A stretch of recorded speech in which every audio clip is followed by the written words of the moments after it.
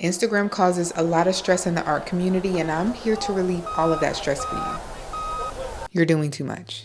Contrary to popular belief, you do not have to post 3 times a day, 2 times a day, hell, even 1 time every single day. You're burning yourself out because you think posting more will get you closer to your goals, but that couldn't be further from the truth. Less is actually more, because posting less allows you to create quality content that actually convert viewers into followers. Not to mention, you'll get unfollowed with the quickness if you're constantly spamming people's timelines. But before I dive deeper on this content strategy, if you have not already checked out my video on how you can grow your Instagram account in 2024 as an artist and creative, I suggest you check that out first. On Instagram, you can post stories, reels, carousels, and regular posts. But which one should you be posting?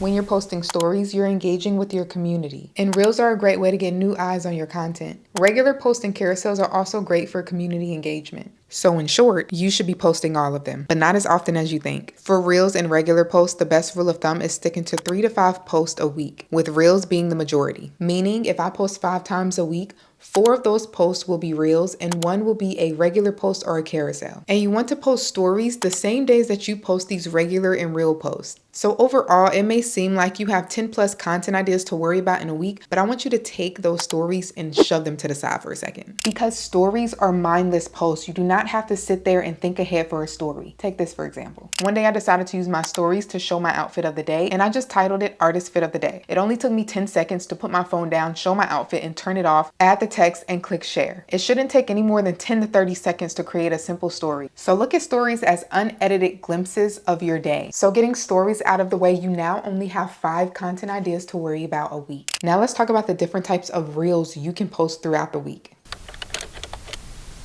Still sticking with the 5 posts a week, 4 of those will be reels and 1 of them will be a carousel or regular post. We're going to start with reels first. The different type of reels you can create throughout the week are 5 to 7 second looping videos, trending reels that relate back to your niche, progress reels where you show off yourself painting or doing your craft, and progress reels can be anywhere from 15 seconds long, 30 seconds long, or more, and those can have music that matches the vibe of your video in the background or a voiceover or both. You can also do art reveals and product reveals, videos of you packing in order, and so much more depending on what your craft is. So for 1 week, you have 5 different topics you could choose from. You could do a looping reel, a trending reel, a progress reel, an art reveal, or a packing order video. The easiest reels to create are trending audios and looping videos. So these are your freebies throughout the week when you just don't feel like posting, but you know you have to stay consistent. Now you have your reels out of the way, so all that's left is either 1 carousel post or a regular post. And don't sweat carousels or regular posts either, because this can just be a snapshot of your work in progress from start to finish, or it can be a week in your life, a monthly dump, or just product reveals.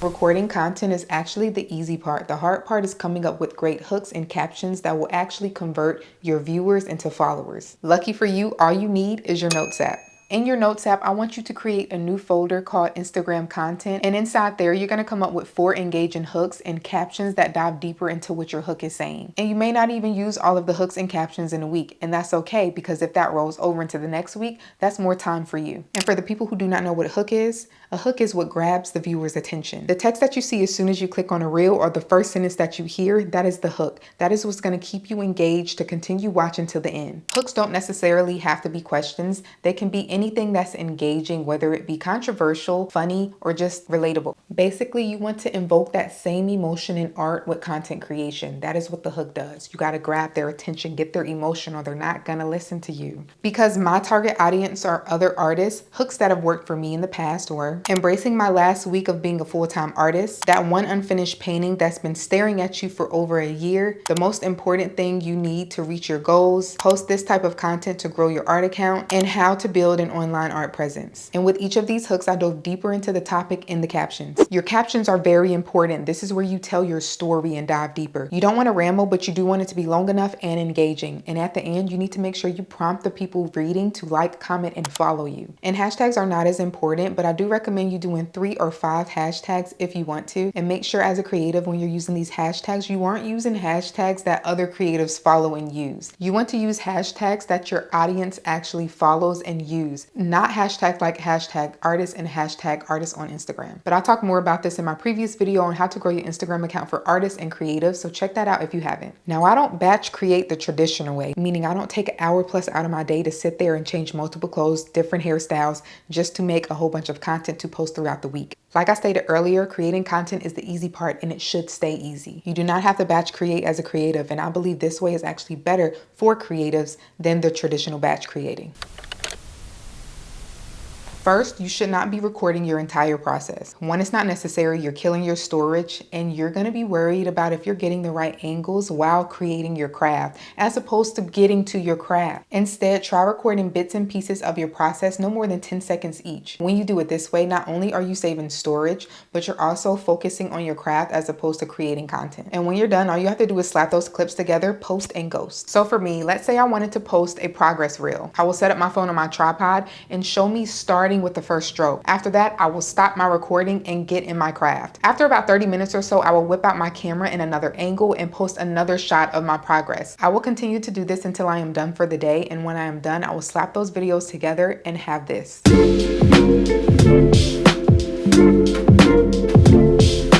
And for looping videos, all you have to do is record yourself doing something for 5 or 7 seconds in your niche, or you can just pull clips that you've already been recording. And sometimes in my looping videos, I'm even fake painting like this. Now, this has been the easiest way for me to show up on Instagram because I'm not worried about constantly posting every single day or being burnt out for creating more art just to post it on Instagram. This strategy allows you to post last minute and when you're ready, because you've already done the pre-work of creating your hooks and your captions. So all you have to do is take those clips that you created, add the hook on top of that, throw in the caption and post.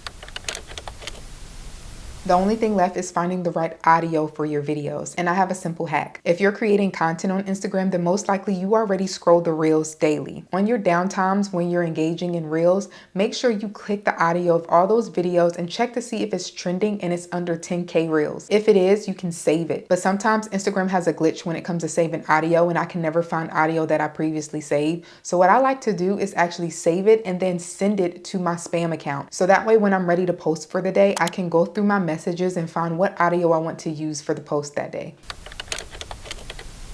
You've created an entire week's worth of content for Instagram. And once the week is over, before you rinse and repeat, I want you to take a step back and analyze your content from the previous week. And I get content creation can be stressful for creatives and artists because you just want to create your craft. You don't want to have to solve the algorithm. But what if I told you it's not about figuring out the algorithm, but figuring out people? Even if social media didn't exist, you would still have to get out there and show your art in person and network with them to even get your art seen. Social media is no different than that, and it's actually better because you can grow online organically without spending any money on advertisement. My name is Elle, and I help artists and creatives on my journey to becoming a full-time artist. If you found this video helpful and you want to learn more about how to grow your online presence on Instagram, I made this video just for you. Make sure you like, comment, and follow for more, and I will see you in this video.